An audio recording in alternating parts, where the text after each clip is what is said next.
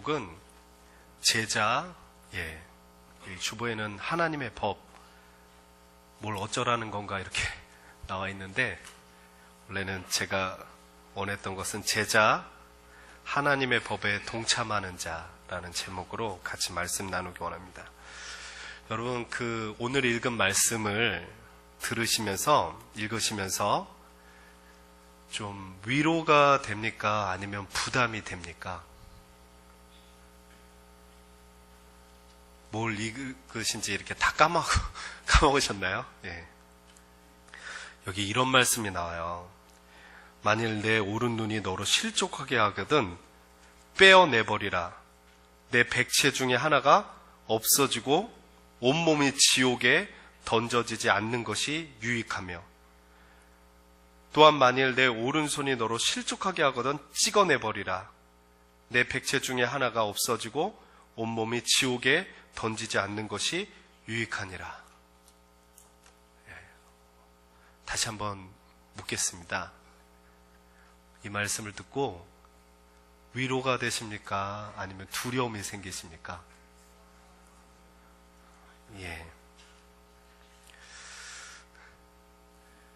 근데 이게 이제 산상수훈하고 연결해서 이 설교를 듣고 또 많은 이스라엘 백성들이 사실 위로도 받았던 말씀이거든요. 과연 어떻게 그들이 위로를 받았을까? 그리고 주님이 이 말씀을 하시는 의도가 무엇일까? 저는 사실 중고등학교 때 이 말씀을 볼 때마다 너무나도 두려웠어요. 이게 한번 내가 잘못해서 눈 하나를 뺀다고 그 다음에 또 잘못을 안 할 것 같지 않은 인간의 본연의 그 악함이라는 게 있지 않습니까? 그런데 이거를 자르고 빼고 그러다 보면은 제가 설교하러 여기에 올라올 수나 있을까? 그리고 여러분 제 다리를 가지고 여기까지 교회에 올 수도 있겠습니까? 진짜 무서운 말씀인데, 근데 이 말씀을 깊이 묵상하면서 이 말씀이 위로가 되더라고요.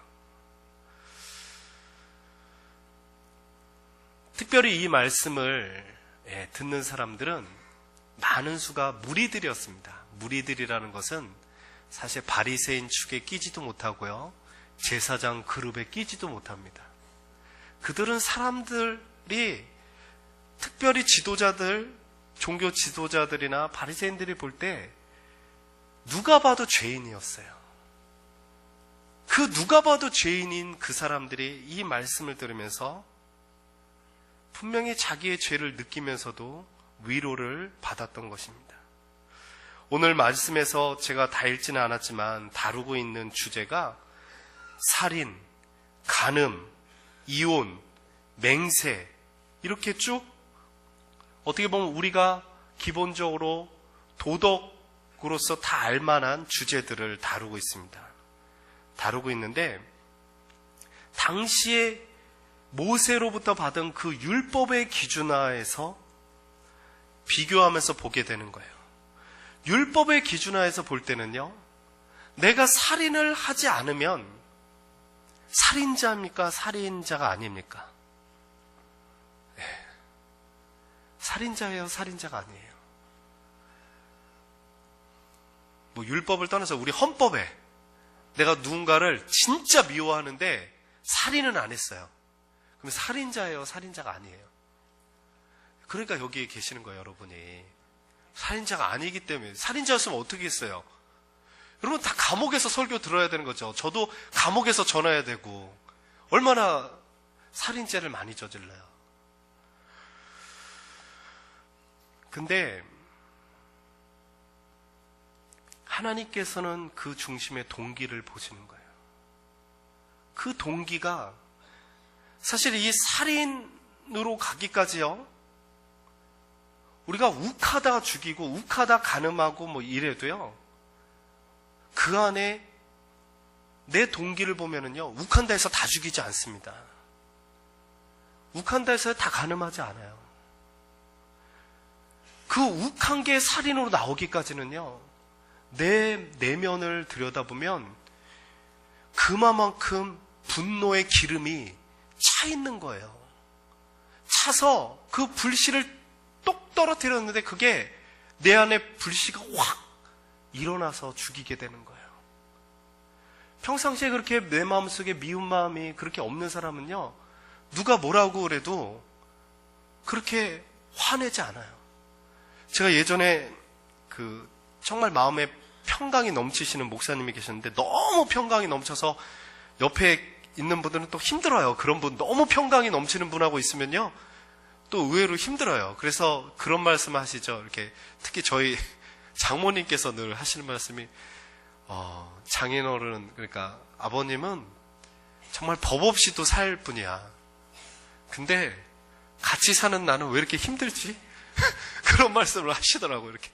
근데 어쨌든 그런데, 그런 목사님 계셨는데, 이제 올림픽대로에서요, 이분이 영국에서 이제 공부하시고 오셔서 거기서는 이제 우리나라랑 그 운전석이 다른 거 아시죠?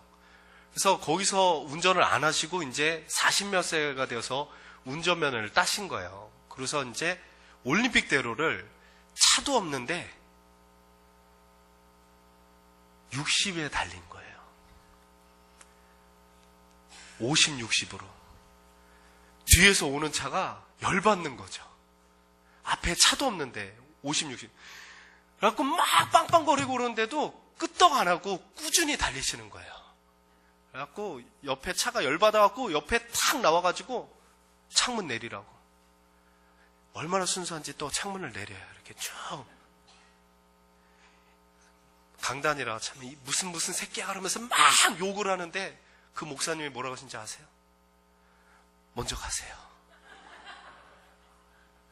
그러니까 아무나 할 수 있는 게 아닌 거예요. 근데 그 목사님이 뭐라고 그러시냐면, 왜 나는 화가 안 나는지 모르겠대. 네. 사실 많은 분 중에는 막 거기가 고속도로라서 그렇지 막 그럴 거 아니에요.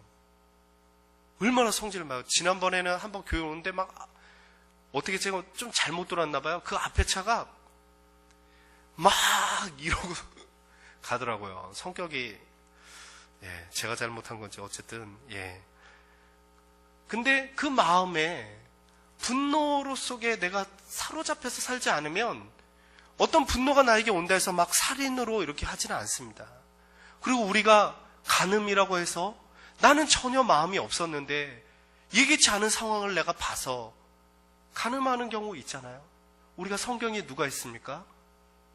예? 예, 다윗.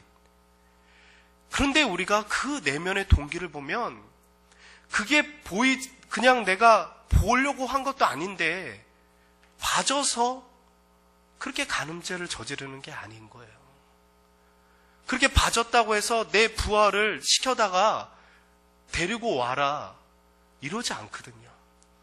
그러나 그 마음에, 다윗의 마음이 이미 마음이 강팍해질 대로 허망해진 거예요. 승승장구함을 통해서 그 마음속에 채움만이 가득했던 거죠. 내가 이마만큼 이제 나라를 세우고, 그래서 그 부하들을 전장에 내보내고 본인은 이제 그 승리를 만끽하면서 나태해진 거예요. 그리고 하나님께서 왕에게 명령하셨던 그 명령이 무엇입니까? 신명기에 나오는 것 중에 왕에게 3가지를 금합니다. 첫째가 뭐죠? 말을 많이 두는 거. 그게 뭐냐면 군대를 어마어마하게 키우지 말라는 거예요. 그러면 계속 끊임없이 전쟁에만 몰두해야 되잖아요. 그러면은 누가 피폐해집니까? 백성들이 피폐해집니다. 또 2번째로 무엇을 많이 채우지 말라고 하죠? 뭐요? 예, 뭐 있습니까? 예, 금은을 많이 채우지 말라고. 3번째가 무엇인지 아십니까? 예, 아내를 많이 두지 말라고. 예, 여러분, 아내가 많이 있으면 행복할 거라고 많은 남자들이 착각을 하죠. 예, 그러나 아내를 많이 두고서 행복한 남자들, 제명에 산 남자들이 거의 없다고 하지 않습니까? 예, 그 이유는 잘 모르겠지만, 더 보질 않아서 잘 모르겠지만, 그렇습니다. 근데 이 다윗도 마찬가지로 그랬어요. 아내를 많이 두면서, 그리고 많은 부귀 영화를 누리면서 그 마음속에 나태함과 게으름이. 그런데 그렇게 많이 두면 사람은 만족할 것 같은데요. 여러분, 부에 대해서는요, 부를 가진 사람이 더 부하길 원하지, 부 별로 없는 사람들은 어느 정도만 있기를 원해요. 그렇게 막 내가 막 다 부를 가진 사람들이 더 부를 원합니다. 만족할 것 같은데 그렇지 않습니다. 다윗의 마음속에는 이 마음속의 동기가 서서히 자기 스스로가 악해져 가는 것을 자기가 깨닫지 못하고, 그것이 나타난 것이 사실 큰 죄예요. 예수님께서 말씀하시는 데에는 우리의 중심에 하나님의 법으로 비추어 볼 때는 우리의 안에 있는 그 동기 자체가 바로 죄를 유발시키는 단계가 된다는 것입니다. 그것을 들춰보기를 원하는 거죠. 그런데 바리새인의 기준으로 볼 때는요, 내가 어쨌든 행동으로 짓지 않으면 괜찮은 거예요. 그런데 하나님의 법으로 볼 때는 네 안의 동기가 무엇인지 그것을 보라는 것입니다.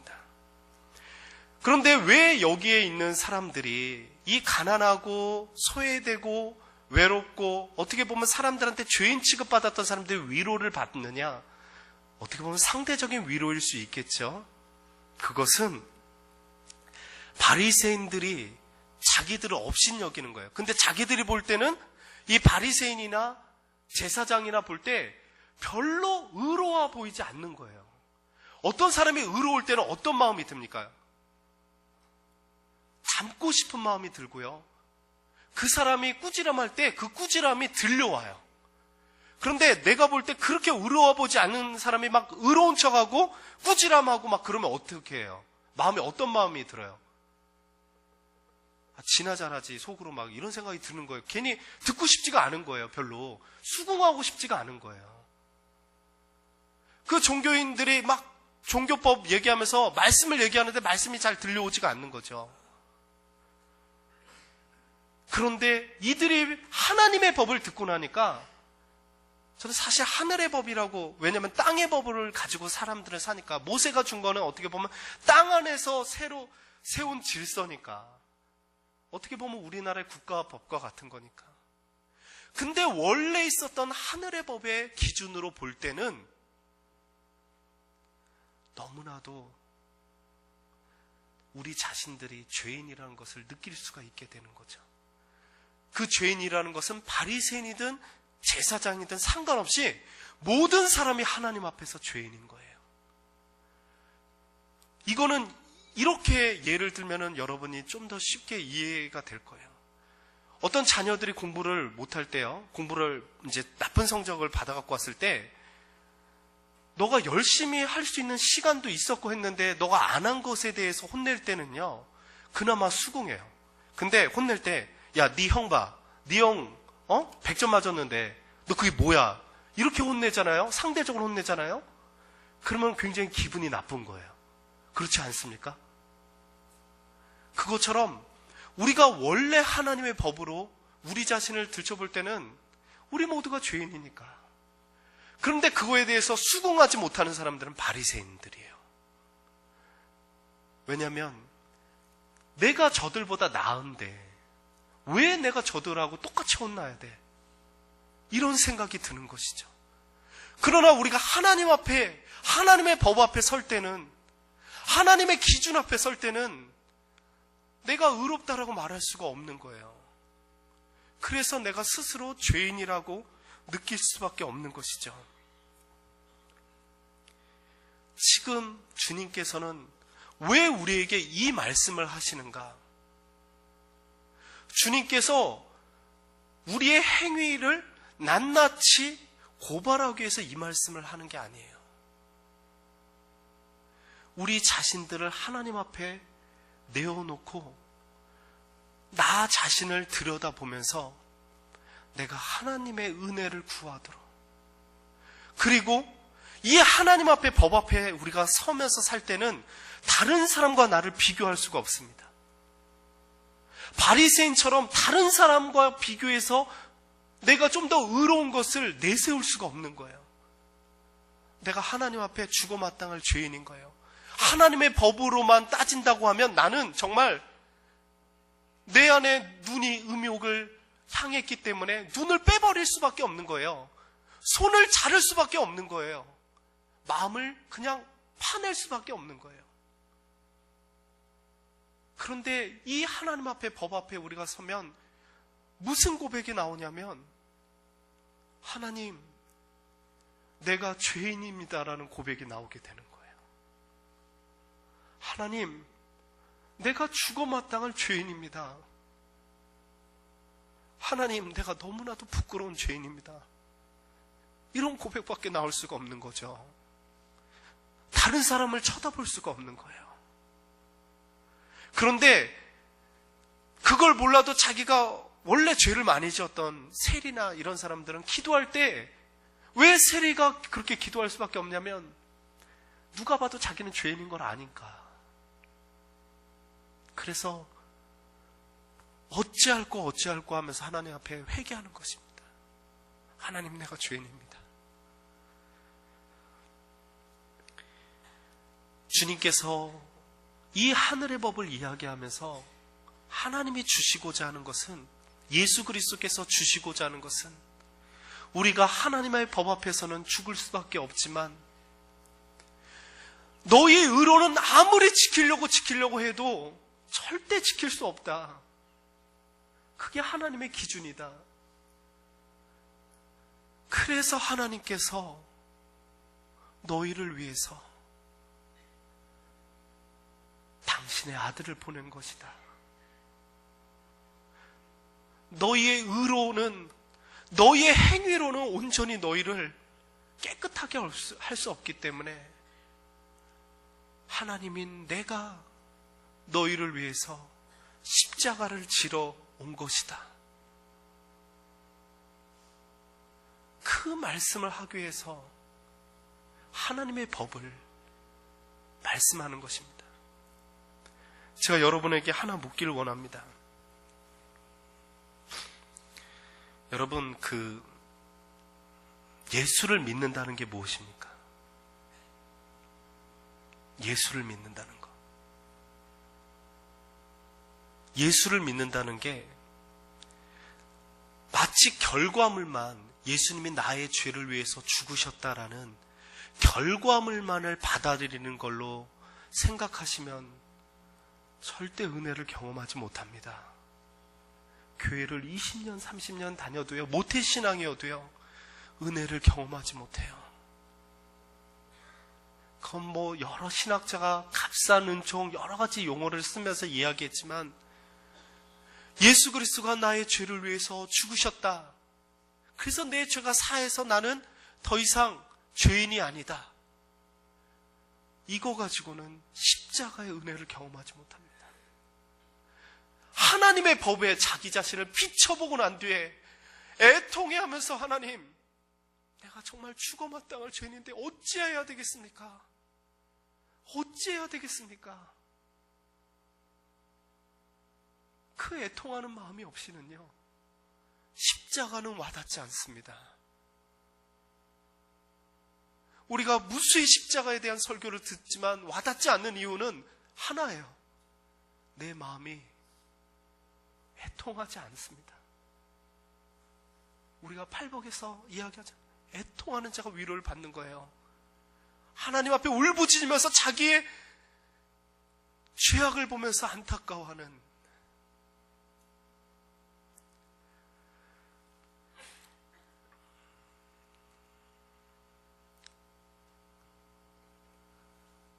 산상수훈에서 심령이 가난한 자를 이야기합니다. 심령이 가난한 자는 복이 있나니.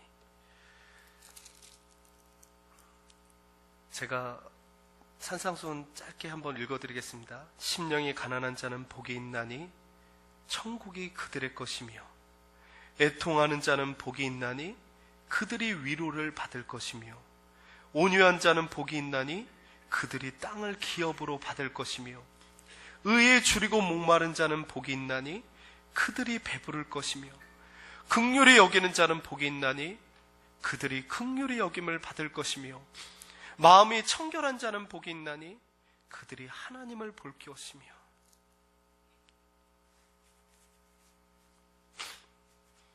제가 하나님을 만나기 전에 전 정말 하나님을 보고 싶었어요. 그리고 간증하는 분들이 그렇게 간증할 때마다 부러웠어요. 왜 간증자들에겐 저렇게 하나님이 역사하는데 내 삶에서는 이렇게 하나님이 만나주시지 않는가. 정말 뭐 되는 일도 하나도 없는 것 같고 막 그들은 막 되는 일이 많이 있잖아요. 막 기도하면 많이 되고 그러는데 되는 일도 별로 없는 것 같고 하나님은 도대체 어디 계시는가. 근데 어쨌든 나중에 뭐 하나님이 기도도 들어주시고 막 했죠. 때로는 우리가 살아가면서 이런 경우 있지 않습니까? 막 어떤 목사님들 중에 보면 그 치유의 신유의 은사를 위해서 기도하시잖아요. 그래서 신유의 은사를 하나님께서 주셨어요. 근데 나중에 도리어 그 은사 때문에 이단의 교주가 돼버리는 뭐 박태선 같은 분 이렇게 그런 분들 있잖아요. 제가 그런 생각을 해봤어요. 왜 하나님이 그러면 주셨을까? 우리가 기도하는 것 중에 하나님께서 우리의 불의함을 아시면서도 주실 때가 있어요. 근데 하나님께서 주시는 목적에는 그것을 주심으로 인해서 그게 전부가 아니라는 사실을 깨닫게 하기 위해서 주시는 거거든요. 저도 하나님 앞에 뭐 공부 못할 땐 공부 잘하게 해달라, 뭐 아니면 뭐 음악 못할 땐 음악 잘하게 해달라, 이런 기도를 해요. 하나님이 주셨어요. 그러면은 그것이 도리어 믿음을 크게 성장시키는 계기도 되지만 꼭 그렇게만 되는 게 아니더라고요. 하나님께서 그걸 주시고 난 뒤에는 사람은 다른 욕심을 갖게 됩니다. 또 다른 욕심을 갖게 돼요. 만약에 우리가 어떤 것을 구할 때 이런 마음을 구했다면, 하나님, 내가 내 지식이나 내가 갖고 있는 이 달란트로 정말로 사람들의 유익을 위해서 쓰기 원합니다. 그런 마음으로 내가 구했다면 그것은 더 믿음으로 나갈 수 있는 계기가 되는데, 하나님, 내 마음속의 동기는 하나님, 내가 이렇게 좋은 학교를 가고, 하나님, 내가 좋은 직장을 가고, 하나님, 내게 이런 월급을 많이 벌고 돈을 많이 벌고, 그러면 내가 다른 사람 앞에 무언가 나을 것 같아요. 인정받을 것 같아요. 우리는 형편이 좀 더 나아지기를 원해서 물질을 요구한다고 하지만 사실 그 이상을 요구하거든요. 그런데 그것을 하나님이 들어주시죠. 여러분의 기도를 안 들어주시지 않았죠. 그런데 그것을 들어주고 난 뒤에 과연 우리 마음속에 하나님에 대한 감사가 정말 많아졌는가? 그렇지 않아요. 제가 청년 사역을 많이 하면서 느끼는 거예요. 청년들이 직업, 직장을 구하기 전까지는요, 금요철하든 기도 열심히 합니다. 하나님 앞에.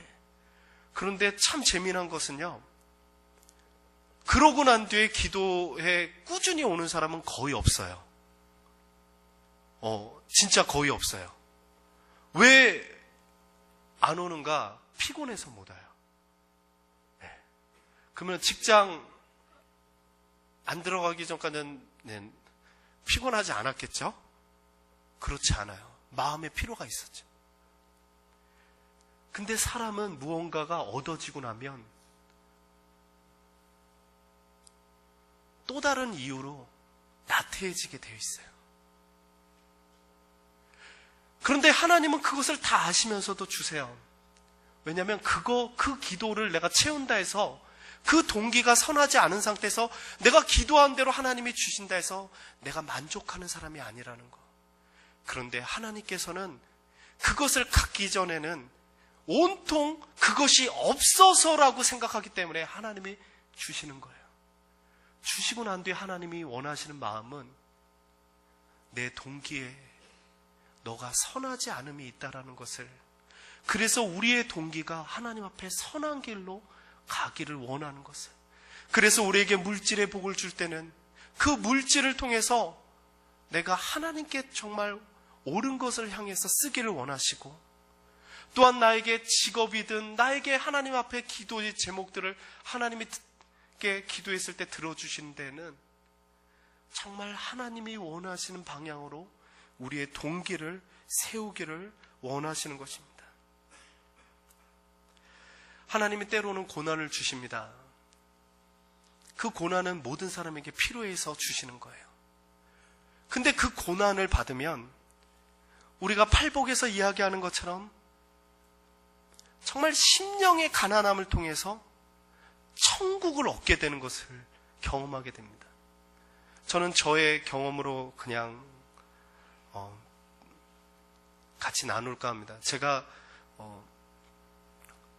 어쨌든 수술을 이렇게 하면서 단식을 어쩔 수 없이 했어요. 한 5일 정도를 했는데, 그러고서 미움이라는 것을 먹었어요. 제가 그 전까지는 미움하고 죽하고를 구별을 못했어요. 저는 죽을 다른 말로 미움이라고 그러는 줄 알았어요. 그래갖고 이제 첫 음식으로 미움이 나오는데요. 그래서 저는 이제 죽을 생각하고 굉장히 맛있겠다 이렇게 생각을 하고 기대를 하고 그러는데, 웬 풀대가리가 나온 거예요. 이렇게 진짜 그 도배할 때 풀은 차마 그거보단 나아요. 풀대가리가 나온 거예요. 완전히. 근데 그렇게 맛있을 수가 없는 거예요. 그럼 여러분이 이렇게 생각할 거예요. 아, 굶어서 맛있구나 이렇게 생각할 거예요. 근데 굶어서 맛있기도 한데, 제가 하나님이 저의 어느 부분을 치료했다고 생각하냐면 제 혀를 치료했어요. 여러분, 이것을 받아들이십니까? 제 혀가 그 미움 속에서 수많은 맛을 느끼더라고요. 제 혀가 느끼는 거예요. 여러분, 외식을 많이 하면요, 바리새인이 되는 게 아니라, 외식을 많이 하면 혀가 자극적인 것에 익숙해지기 때문에 그 이상이 아니면 맛을 잘 못 느껴요. 그런 걸 경험하실 것입니다. 미움에 이렇게 조미료에 많이 탄 것을 많이 먹으면 그 조미료에 익숙해지는 것이죠. 그렇지 않으면 밋밋해지는 거예요. 그런데 우리가 금식을 하고 우리가 건강한 음식으로 정말 건강하다면 아주 미세한 것까지 맛을 느끼게 됩니다. 그리고 우리의 몸은 좋아지는 거예요. 하나님께서 우리에게 고난과 시련을 주는 데는요, 천국을 주기 위해서인데, 그 천국이라는 게 뭐냐면, 우리가 그전에는 여러분이 돈을 열심히 벌어야 된다고만 생각하고서 열심히 벌 때는요, 나보다 못 번 사람만 보인다고요. 죄송해요, 제가 잘못 얘기했어요. 나보다 많이 버는 사람만 보여요. 그러면서 다른 사람과 비교하면서 살아가게 되는 거예요. 그런데 하나님 앞에 우리가 연단과 그런 하나님의 하늘의 법의 훈련들을 우리가 받으면 그 전에 못 느꼈던 행복들을 우리가 경험하게 됩니다. 그냥 내 가족이 함께 있다라는 것이 얼마나 기쁜지 모르는 거죠. 그 전에는 내가 가족에게 내 월급에 얼마만큼 큰 것만을 갖다 줬을 때 거기에서 아빠의 어떤 위치를 찾았다면, 어느 계기로 내 가족의 소중함을 깨닫고 난 뒤에는 내가 그 가족과 나란히 마주보면서 그 아이의 이야기를 들을 수 있고, 내 아내의 이야기를 들을 수 있고, 함께 기도할 수 있고, 함께 눈물 흘릴 수 있고, 함께 새벽 예배 나올 수 있고, 함께 예배 드릴 수 있고, 이것이 기쁘다는 것이죠. 그 전에 느끼지 못했던, 병에 걸리고 나면 내가 살 날이 얼마 없으면 내 가족하고 누리는 이 행복이 어떤 것인지를 느낄 수 있다는 것이죠. 하나님 우리에게 주시는 고난은 우리의 마음을 가난하게 원하는데, 그 가난함이 천국을 얻을 수 있게 하신다는 것입니다. 하나님께서 우리에게 원하시는 게 그거예요. 하늘의 법이 그렇습니다. 예수 그리스도를 믿는다는 건 예수 그리스도가 나를 위해서 십자가를 지셨다는 그 결과물을 믿는 게 아니고 내가 하나님의 법 앞에 얼마만큼 죄인인가를, 정말 얼마만큼 내가 죄인인가, 배은망덕한 사람인가, 그것을 깨닫기 전까지는 십자가는 아무 의미가 없습니다. 여러분이 아무리 백날 설교 때 예수 그리스도가 여러분을 위해서 죽으셨습니다, 아무리 많이 이야기해도요, 은혜로 와닿지 않습니다. 왜냐하면 우리의 마음이 가난하지 않기 때문에 그렇습니다. 우리의 마음이 세상의 가치관으로 가득하기 때문에 그렇습니다. 죄송한 이야기지만 너무 오염돼서 그렇습니다. 그런데 그 오염을 하나님께서 연단과 고난으로 정화시켜가는 것입니다. 우리의 내면을 들춰보도록, 보기 싫었던 내 내면을 들춰보도록. 그전에는 내 월급으로 아빠의 역할을 다 했다라고 생각했던, 그러면서도 때가 지나서 돌이켜보면 명예퇴직이나 아니면 은퇴하고 나서 돌이켜보면 내 곁에는 가족이 없습니다. 내 자녀와 나는 한 번도 삶을 제대로 이야기하며 나눠보지 못했습니다. 부부간에 서로 진실로 마음을 다해서 이야기해 본 적이 없습니다. 서로 울면서 서로 손잡고 기도해 줘 본 적이 없습니다. 제일 가까운 대상인데 제일 가깝게 살아본 적이 없습니다. 하나님께서 우리에게 세상의 가치관을 자르길 원하십니다. 저는 이 산순절의 기간이 그렇게 되길 원합니다. 우리가 세상의 시간대로 오랫동안 우리가 살아왔습니다. 근데 이 사순절 기간 동안에 이렇게 한번 살아보았으면 좋겠습니다. 하나님의 시간 아래, 하나님의 법 아래, 이 하나님의 말씀을 들으면서 다르게 해석하지 않았으면 좋겠어요. 이 하나님의 법을 들으면서 합리화하지 않았으면 좋겠어요. 있는 그대로, 그러면서 우리의 죄에 대해서 회개했으면 좋겠어요. 정말 하나님의 법 앞에서는 우리가 눈을 다 빼어내야 되고 손을 다 잘라내야 마땅한데, 하나님, 내가 죄인입니다.